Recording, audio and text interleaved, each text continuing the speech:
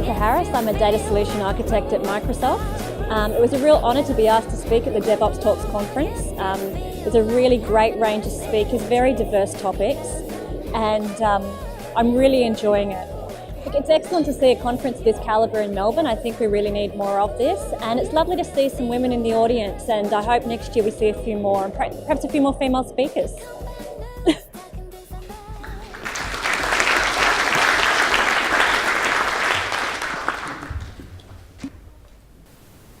Hey everybody, can you hear me okay? Great, so thanks Evgeny, my name's Erika Harris, and it's really great to be here. I'm really enjoying the conference, and I've been really impressed with the quality of the speakers in the sessions and the diversity. So thanks also for being first female speaker. I think it's pretty cool. So a couple of years ago, I used to work at Seek, and I was looking at a photo from one of the DevOps talks that was in the breakout area at Seek. And I'm like, there's not a single female there. I'm like, oh, hang on, no, there's one. No, that's a man with long hair. So it's great to see a few female faces in the audience as well. So as I mentioned, data, that's my thing, it's my career. I spent most of my time as a DBA, so depending on when you work, that might be database administrator, could be don't bother asking, or default blame acceptor. So it's a bit interesting having a DBA at a DevOps conference, because often the standard line from the DBAs is no. So it's control, it's you can't touch this, you can't automate it, you can't deploy to it. What do you mean you want to deploy during the day? So it's not necessarily a natural fit, but for me, I think it's one that has to happen. So I love data. I don't know, people who grew up in Melbourne might know there was an ad quite a few years ago. A gent takes a fold-up chair, parks it over on the Crown River deck to watch the flames every hour. And it was one of the energy companies, and it's like, we're excited by energy. So that's me, I'm excited by data. So why is data important? You look at the trajectory of data that we're creating and the telemetry, the genesis of data. We're generating data constantly, every single thing we do. Is there anybody here who doesn't have a smartphone? No. My watch is currently monitoring my heart rate, probably up a little bit at the moment, my skin temperature. It's connected to my phone. I get my messages, I get my emails, everything. And that's just on my body. Beyond that, every single thing we do, our devices at home. I've now got a kitchen appliance which is connected to my phone and I control via Bluetooth. Every company we interact with, everything we do, our banking, our health, social media. Like, who's not on social media? I take a photo of my children, it gets uploaded to the cloud, it gets geocoded with the location, the date, time, everything. And so this is exciting and it's scary. We had a couple of security sessions yesterday afternoon. The amount of data that people are sharing about themselves is massive. So with great power comes great responsibility. We're collecting a lot of information about people. We're using this information in really new and interesting ways. We've got some really exciting use cases about biotelemetry, whereby just in the way we move our body, the way we hold our phone, we can actually recognise if the person who's picked up the phone, the way they press it, the way they gesture, is this the person who belongs to this phone or not? So we have to look at data in a different way. We have to look at how we're using data, and we have to make sure we're getting the most of it. So businesses are starting to understand that data is an asset, a really important asset. It's not just a byproduct. I worked at a bank quite a few years ago, and they were trying to shrink their IT team because they said, data's not our business, we're a bank. I'm like, really? Do you think there's little trucks of money going from business to business? Banking is IT, everything is IT, and IT is built on data. So, here to talk about big data, and like DevOps, that can be a nebulous topic. People have different concepts of what big data is, whether or not, you know, my data is bigger than yours, if people really do have big data. And I guess sometimes there can be a little bit of argy-bargy between the teams who want to look at big data technologies compared to the ones looking after traditional data technologies.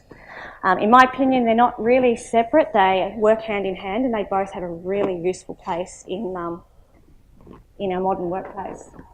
So key differences obviously are traditional, it's relational, could be your OLTP transactional system, it might be your data warehouse, but it's often on expensive hardware, specialised hardware, and is generally schema on write.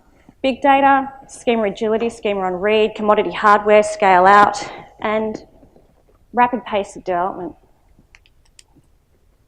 So in my job, I get to work with a lot of different organisations of various sizes. And like I said, big data can be confusing. I was asked to come in, a business department was looking at a big data opportunity.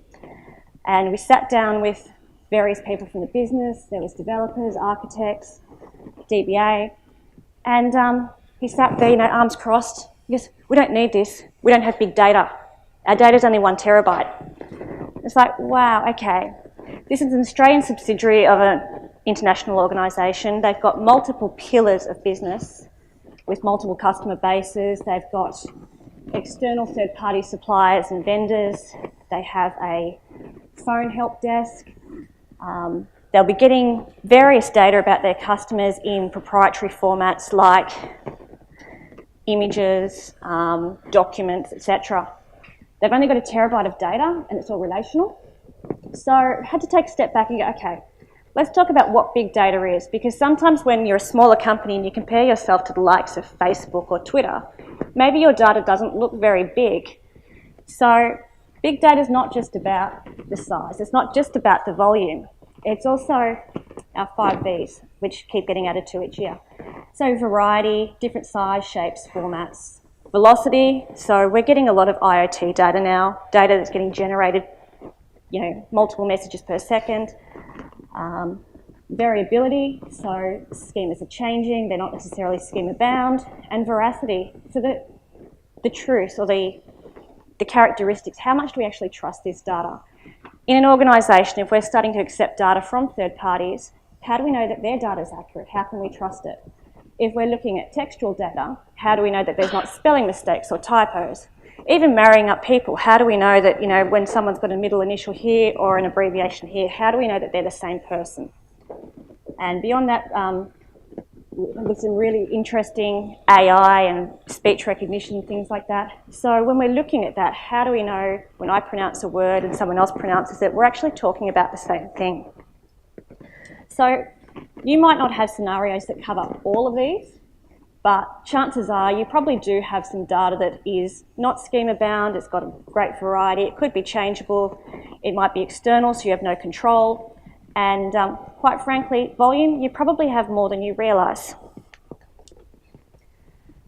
So when we start sitting down with our companies and talking to them about big data, I guess there's 2 different ends of town. There's the big end of town, the enterprises, the corporate, generally slow moving, not necessarily that innovative, slower pace of change. So with these guys, we're starting to look at how do we augment your business currently? You've got a lot of data that you've captured about your customers, your products, your supply chain.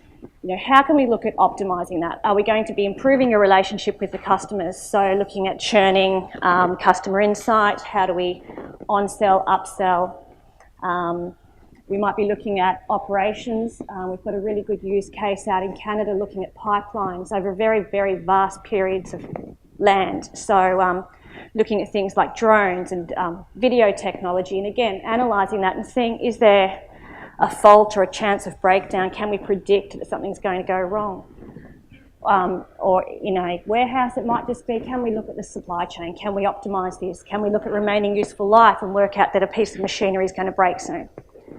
Then, of course, workforce, so your HR insights, are people working too long? Are people not getting promoted when maybe they should? Or are people getting promoted in the wrong way? So we're looking at quite traditional uses for data. The other end of town, we're working with a lot of startups. And this is where I think the real exciting innovation comes from, because quite frankly, the ideas they're coming up with are just things that people haven't thought of before. And so I mentioned earlier about the biometrics and the phone. We're looking at industries that haven't traditionally been that very technologically advanced. So really nice use cases around agriculture and things like soil moisture, weather prediction, how do we get the most out of the yield, how do we use the same land that we had previously and generate more food. So we're looking at, I guess, some of these implementations are around, as a business, how do we make money? And quite frankly, we need to make money if we're going to be in business. But then some of the applications of this data are really exciting and also really, I guess, altruistic. So whether it's about energy, how are we going to save the planet and make money while we do it? So it's just a very exciting time, and I think the applications of this data are really only limited by people's imagination. So again, just like your Google platform, your AWS platform, we've got an entire suite of products around big data, from ingestion, IoT, events, or batch processing, where you're going to land the data, store the data, what are you going to do with the data, how are you going to process it. I've decided to focus or hone in on Hadoop because it's kind of become a pseudo-industry standard for big data processing. It's open source, it's extensible, runs on commodity hardware, and I guess it's one of those things that people, you're not getting a lock-in. So it's something that people feel comfortable with. Doesn't necessarily always fit well with enterprises though, because of all those things I just said. It's open source, some of the products we're using are beta, community contributions. It's something that we work through a lot with our customers on day to day. So what we have done is we've partnered with Cloudera, sorry, not Cloudera, Hortonworks, oops, my bad. And we've got our own platform, which is a PaaS version of Hadoop, and on that we release various different products as well, such as Spark, HBase, so on. And these are all extensible. It doesn't mean, so we do work with Cloudera, we work with MapR, and I've got customers who have all of those things plus more.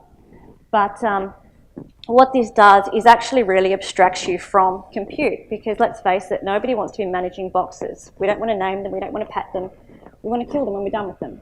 So what we're looking at here is how we can process our big data, but we only care about the data.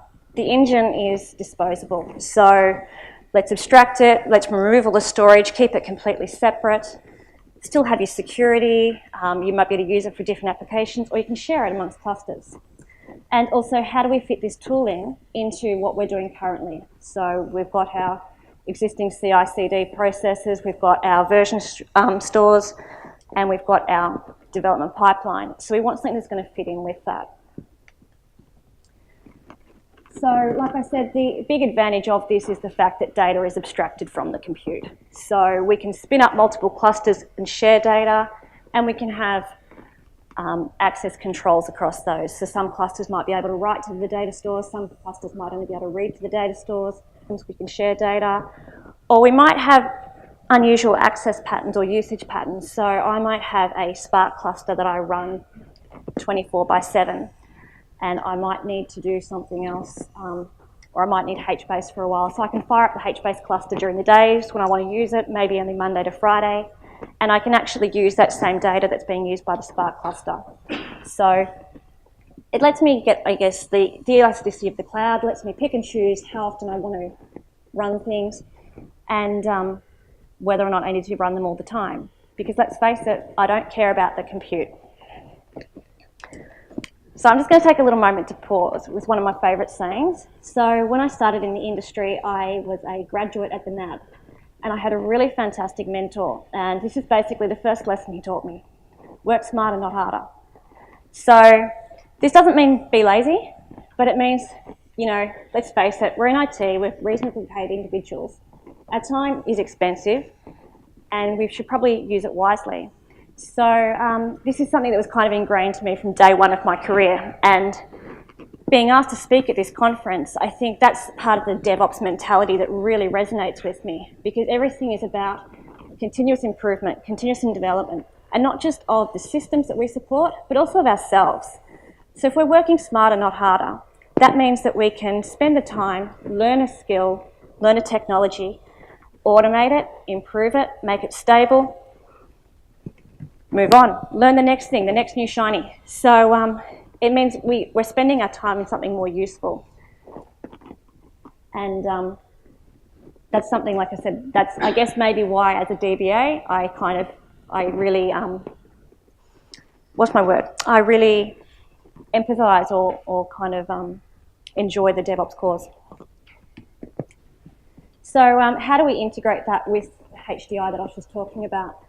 So there's all templating, there's bootstrapping. So although these are PaaS services and we have an SLA, Microsoft supports these, you can configure them, you can customize them, you can push out jars on deployment and build these into your pipeline. So an example we have with one of our customers, we needed a later version of a JDBC driver to speak to SQL Data Warehouse. So we could deploy from template, and as part of the post-build, bootstrap it with new jars, latest JDBC drivers. We enabled an encryption algorithm on one of them to replace the standard compression codecs. So, you know, I guess it's something that normally when you look at PaaS, you don't think that you're able to configure them and to make them your own. You can do this, but again, like I said, you can blow it away at the end of the day and build another one. So it's something that kind of really fits into that continuous pipeline. Interesting story on this. A few years ago, I was working with someone, and SQL Server, I mean, every time a new version came out, and we're probably looking around about SQL 2008 back then, but the first thing we do is build our unattended install. And I looked up one day at one of my colleagues, and I could see the unattended install running on his screen. And I went over and said, "What you doing?" He goes, "I'm installing SQL." I'm like, "No, you're running unattended install. What are you doing?" He goes, "I'm installing SQL." I'm like, "It's an unattended install. It takes an hour. What are you doing?" He goes, "Oh, what should I be doing?" And in my brain, I'm going, packing your desk and getting out. But I'm like, okay, maybe we'll look at the next thing on your to-do list. And then I sent a note to my manager and said, yeah, let's get rid of him. Anyway. So I guess, and this is probably a little bit of a change from Microsoft. Looking a few years back, everyone had to have Windows phones. Everyone binged everything. Nobody Googled because we're Microsoft, we bing it. And we were very, in our tooling, you know, you must use your Microsoft tooling. You don't have open source. And you look at the change now and where Microsoft has come to, and again, it's very much around a cultural thing. In Shiva's presentation yesterday, he was talking about kind of the ethos or the internal mentality. So the term that we use at Microsoft is growth mindset. So we don't want a fixed mindset. We're not going to be afraid of change. We're going to embrace change and also embrace that feeling of uncertainty or the feeling of confusion and understand that that's part of that growth mindset. So this slide I've pinched from someone else's deck, and like I said, I'm not a developer, so I might be able to understand these words as English, but not necessarily implement them myself. But one of the really interesting things when we're looking at this, so HD Insight, Hadoop, it's built on Linux. We did for a while try and squish that into Windows and then realised that wasn't necessarily a great idea. So we're back on Linux now. When we developed the tooling for Spark, we actually didn't have a first-party tooling in Visual Studio. It went to Eclipse and IntelliJ first. So I guess this is showing, you know, Visual Studio Team Services. A point around this slide is, whilst I've got a Microsoft product on here, you don't have to use that. You can use whatever tooling suits you and your business.